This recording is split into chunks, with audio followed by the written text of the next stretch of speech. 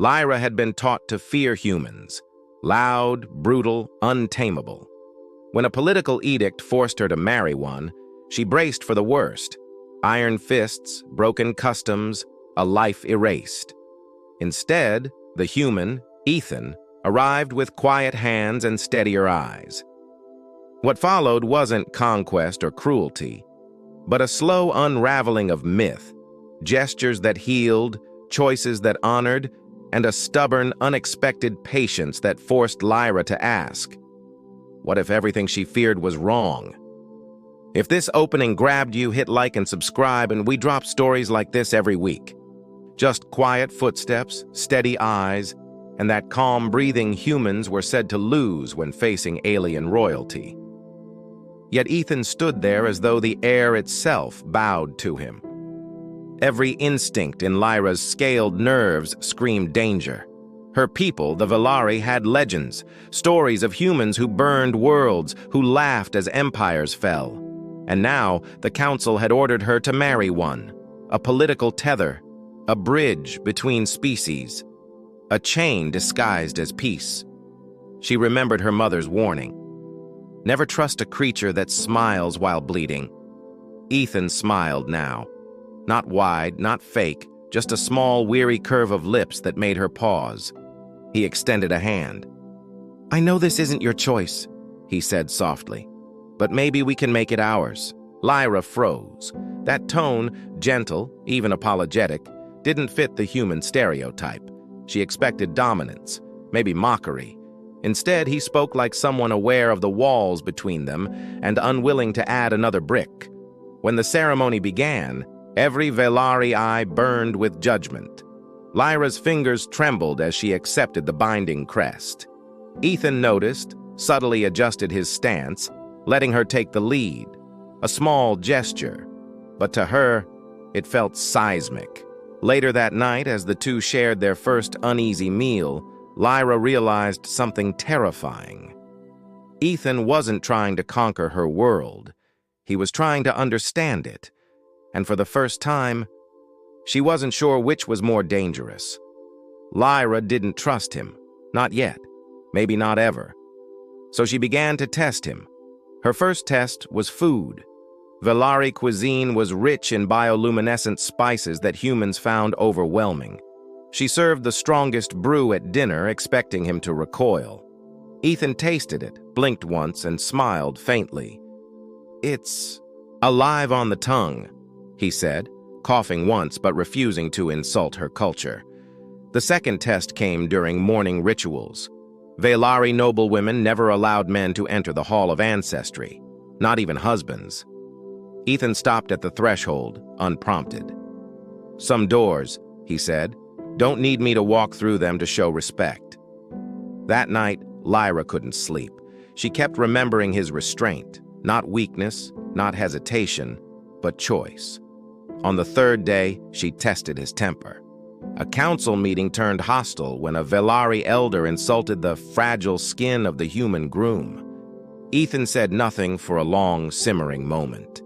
Then he stood, placed his palm flat against the table, and simply said, "If strength is measured by the scars you can see, you've already lost the argument." The hall fell silent. Even Lyra's pulse did. He didn't roar, he didn't threaten. He just stated it, like truth carved in stone. After the session, Lyra approached him privately. "You didn't need to defend me," she said. Ethan looked up, his expression unreadable. "Maybe I wasn't defending you," he said. "Maybe I was defending what this alliance could become."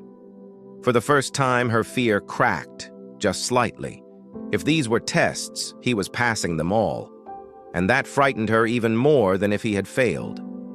Peace never lasts long in royal halls. 3 weeks after the binding, whispers began. Old nobles plotting, rivals stirring. Someone had stolen an encrypted treaty draft and altered it, making it seem as though the human ambassador planned to seize Velari land. By dawn, the council demanded Ethan's arrest. Lyra felt the old fear ignite. This was what her people had warned her about. Chaos follows the human. Yet when guards surrounded him, Ethan didn't protest. He simply said, "Bring me the data logs." Hours later, in a dim-lit chamber, he stood before a hollow screen, scanning endless code lines of alien script he'd barely learned. Lyra watched in disbelief. His hands moved with patience, his eyes tracing each symbol until he found it. A timestamp inconsistency, tiny but fatal. "It's forged," he said, tapping the evidence calmly. "Vehlari code never loops at the 37th interval. Someone tried to imitate your encryption, not mine." The room fell silent. Even the counselors leaned forward, stunned. Ethan stepped back, letting Lyra deliver the proof to the council herself. He could have claimed credit, she thought, but he didn't. When she confronted him later, her voice trembled. "You risked execution for my people." Ethan shrugged. "You don't build peace by watching it burn." It was such a simple sentence, yet it carried the weight of someone who'd seen too many fires. For the first time, Lyra saw him not as an outsider, but as a soldier who had chosen peace despite knowing war. And somewhere deep inside her, admiration began to take root. Right where fear used to live. By the fourth moon, their bond had shifted. It wasn't romance, not yet, but something sharper, built on shared danger and quiet understanding. Lyra noticed the small things first. Ethan adapting to Vehlari customs without complaint, learning to read her body language even when she said nothing. When he bowed to her elders, not out of submission but respect, the court murmured. Humans weren't supposed to bend, and yet, somehow, his humility made him seem taller. Together they began rebuilding the council's trust. Ethan proposed a joint defense program where human engineers trained Vehlari soldiers in adaptive strategy, blending logic with instinct. "Your kind flies by emotion," he said during one meeting, "ours by data, but together, maybe we can fly straighter." Lyra couldn't help smiling. He was right. Then came the night of the solar celebration. The city's biolights painted the palace in shades of violet flame. Tradition demanded that bonded pairs lead the first dance. Lyra hesitated. Touch was sacred among her kind. But Ethan offered his hand without a word, waiting, never pushing. When her palm met his, it was like electricity, not pain, but memory. She realized she wasn't afraid of him anymore. As the music swelled, she leaned closer and whispered, "Do you ever tire of proving my legends wrong?" Ethan chuckled. "I don't want to destroy your legends," he said. "I just want to earn my own." And under the glowing sky, surrounded by those who once doubted them both, Lyra realized they already had. Together they were rewriting what power meant. Not domination, partnership, not fear, respect. The storm broke at dawn. An enemy fleet appeared in Vehlari or Nit, rogue warlords furious at the Human-Vehlari alliance. The council panicked. Old voices demanded evacuation.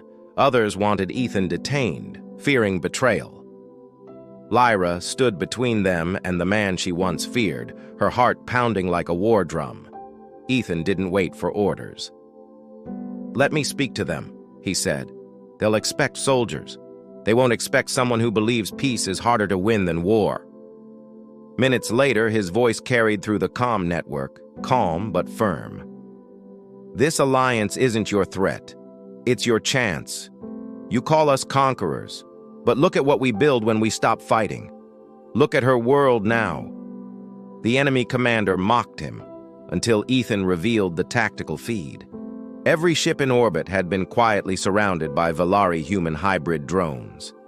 "If you fire," he said softly, "you won't meet rage. You'll meet reason armed with teeth." The warlords withdrew. Without a single shot fired.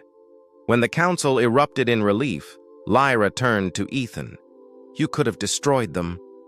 He smiled, weary but certain. "That's why I didn't." In that moment, Lyra finally understood what made humans dangerous, not their weapons, but their will to choose differently. Days later, the treaty was signed. The council named their alliance the Accord of Two Suns, symbolizing warmth shared between worlds. And when the people bowed before their leaders, they saw not a forced union, but something stronger. Lyra reached for Ethan's hand, her scales glinting beside his pale skin. "You've changed everything," she whispered. Ethan smiled. "No," he said quietly, "we did." And across the stars, a new legend was born, not of war or fear, but of the human who taught a galaxy what strength really means.